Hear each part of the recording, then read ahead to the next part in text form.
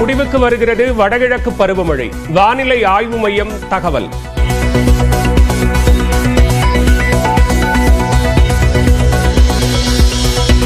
நாட்டிலேயே முதல் முறையாக உத்தராகண்டில் இன்று அமலாகிறது பொது சிவில் சட்டம். அனைவருக்கும் சம உரிமை கிடைக்கும் என முதலமைச்சர் புஷ்கர் சிங் தாமி உறுதி.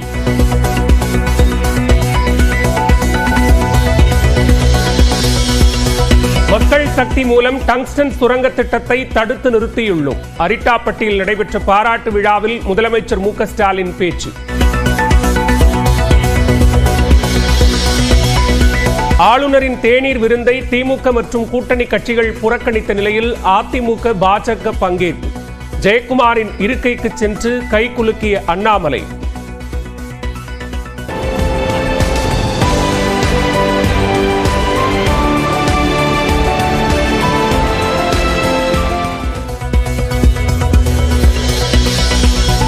டாவோஸில் நடந்த உலக பொருளாதார மாநாட்டின் மூலம் பெறப்பட்ட முதலீடு எவ்வளவு என இபிஎஸ் கேள்வி. மாநிலத்தின் மீது அக்கறை இல்லாமல் பேசுவதாக தொழில்துறை அமைச்சர் டிஆர்பி ராஜா கண்டனம்.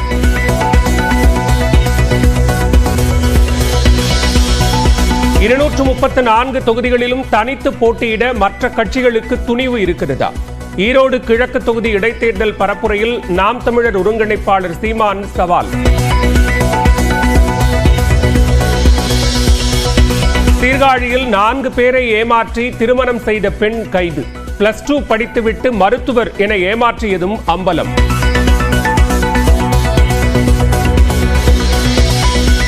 சென்னை கிழக்கு கடற்கரை சாலையில் கோவளம் அருகே இளைஞர்களின் வீலிங் சாகசம்.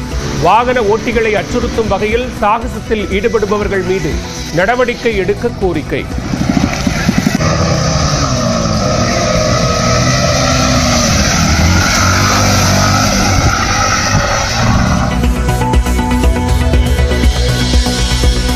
வேலூரில் தங்கச்சங்கிலி கொள்ளையர்களை மடக்கி பிடித்து நைய புடைத்த மக்கள். சோளிங்கரில் இருந்து 36 கிலோமீட்டர் துரத்தி சென்று கைது செய்த காவல்துறை.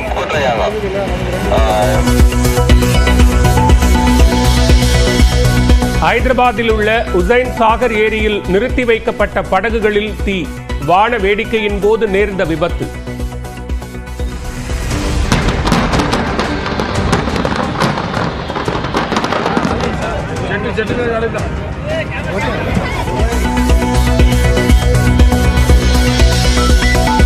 கேரள மாநிலம் வயநாட்டில் பொதுமக்களை அச்சுறுத்தி வந்த ஆட்கொல்லி புலி உயிரிழப்பு. கழுத்து பகுதியில் பலத்த காயம் இருக்கும் நிலையில் விரைவில் உடற்கூறாய்வு.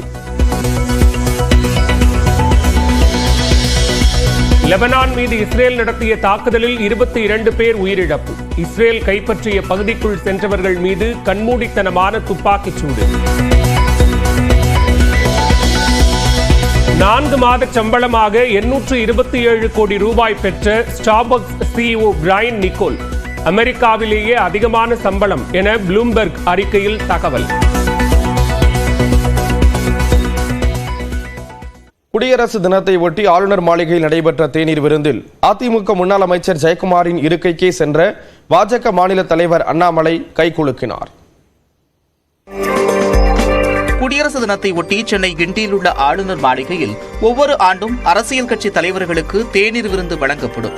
அந்த வகையில் நடப்பாண்டின் 76வது குடியரசு தினமான நேற்று அரசியல் கட்சிகளுக்கு ஆளுநர் RN ரவி தனது மாளிகையில் தேநீர் விருந்தளித்தார். இதில் தமிழ்நாடு அரசு பங்கேற்கவில்லை. அதேபோல திமுக மற்றும் அதன் கூட்டணி கட்சிகளான காங்கிரஸ், விடுதலை சிறுத்தைகள், மதிமுக உள்ளிட்டவையும் புறக்கணித்தன. விஜயின் தமிழக வெற்றிக் கழகம், சீமானின் நாம் தமிழர் கட்சியும் ஆளுநரின் தேநீர் விருந்தை புறக்கணித்தன. அதே சமயம் அதிமுக சார்பில் ஜெயக்குமாரும் பாலகங்காவும் ஆளுநரின் தேநீர் விருந்தில் கலந்து கொண்டனர். தேநீர் விருந்துக்கு சென்ற பாஜக மாநில தலைவர் அண்ணாமலை ஜெயக்குமாரை அவரது இருக்கை கருகே சென்று கைகுலுக்கி வணக்கம் தெரிவித்தார்.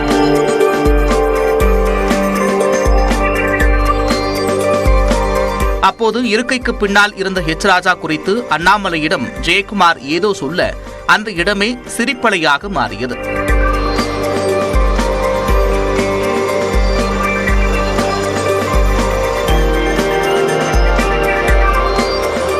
பாஜக சார்பில் தமிழிசை சவுந்தரராஜன், சரத்குமார் உள்ளிட்டோரையும் ஆளுநர் மாளிகையில் காண முடிந்தது. இதேபோன்று தேமுதிக சார்பில் LK சுதீஷ், தமிழ் மாநில காங்கிரஸ் சார்பில் GK வாசன், புதிய தமிழகம் தரப்பில் கிருஷ்ணசாமி உள்ளிட்டோரும் ஆளுநரின் தேநீர் விருந்தில் கலந்து கொண்டனர். சென்னை உயர்நீதிமன்ற தலைமை நீதிபதி KR ஸ்ரீராம், நீதிபதிகள், மத்திய அரசு அலுவலர்கள், தொழிலதிபர்கள் உள்ளிட்டோரும் இதில் பங்கேற்றனர்.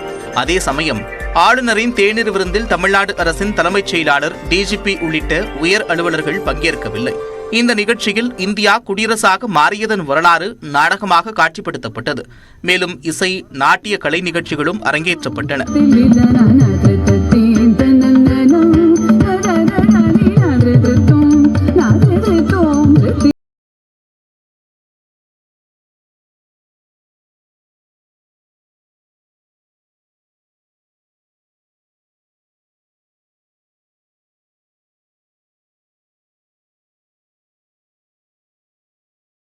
ஒட்டி மாநில அளவில் நடைபெற்ற பல்வேறு போட்டிகளில் வெற்றி பெற்ற மாணவர்களுக்கு ஆளுநர் RN ரவி பரிசுகளை வழங்கி பாராட்டினார்.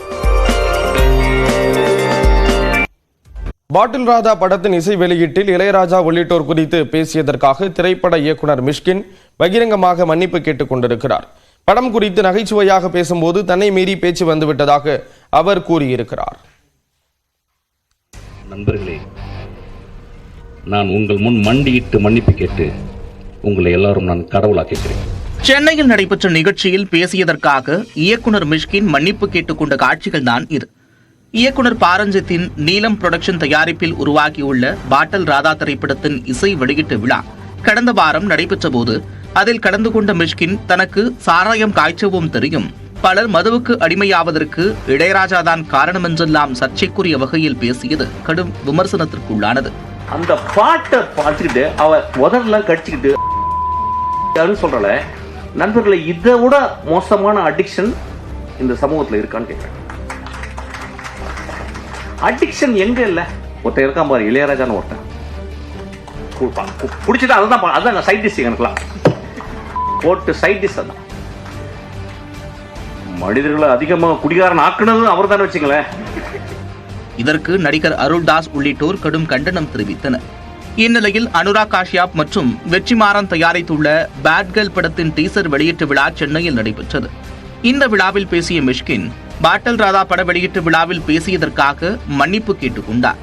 தனக்கு கிடைத்த வெற்றியால் இவ்வாறு பேசியதாக எழுத்தாளர் தாமரை பேசியதற்கு விளக்கம் அளித்தார்.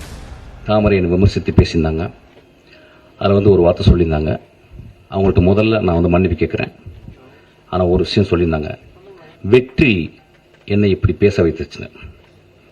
18 வருஷம் போராடி கொண்டே இருக்கிறேன் என் தாமரை சகோதரி அவர்களே. ஒவ்வொரு நாளும் பௌத்தனுடைய 10 நிமிடம் உன் மரணத்தை பற்றி நீ தியானி அப்படின்றாங்க. என் மரணத்தை பற்றி தியானித்துக் கொண்டே இருக்கிறேன். வெற்றி என் தலைமையில் இருந்தால் இந்நேரம் நான் பெரிய பெரிய ஆளுக்கெல்லாம் படம் பண்ணியிருக்கணும். அதனால் மன்னிப்பு கேட்கிறேன். இதேபோல தயாரிப்பாளர் தானு, இயக்குனர் லெனின் பாரதி, நடிகர் அருள்தாஸ், சசி, லட்சுமி ராமகிருஷ்ணன் ஆகியோரிடமும் மன்னிப்பு கேட்டுக் கொள்வதாக கூறினார். நகைச்சுவையாக பேச ஆரம்பித்து சற்று அதிகமாக சென்றுவிட்டதாகவும் அவர் குறிப்பிட்டார். நான் அதாவது அமீரிடம் அதுக்கப்புறம் வெற்றிமாறன் மன்னிப்பு கேட்குறேன். நிறைய பேர் அவங்க 2 பேரையும் திட்டினாங்க.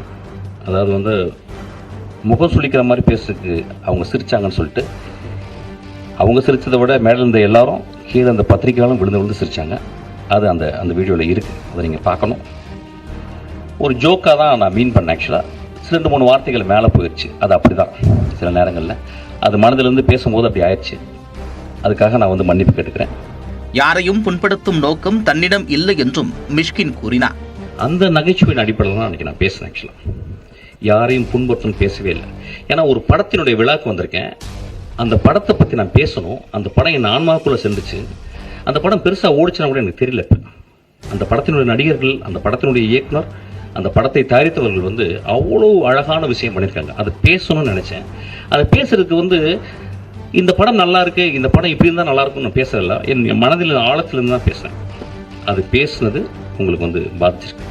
மன்னிப்பு கேட்பதற்கு தான் என்றும் தயங்கியது இல்லை என்று கூறிய மிஷ்கின் திருக்குறளில் காமத்துப்பால் இல்லையா என்று கேள்வி எழுப்பினார்.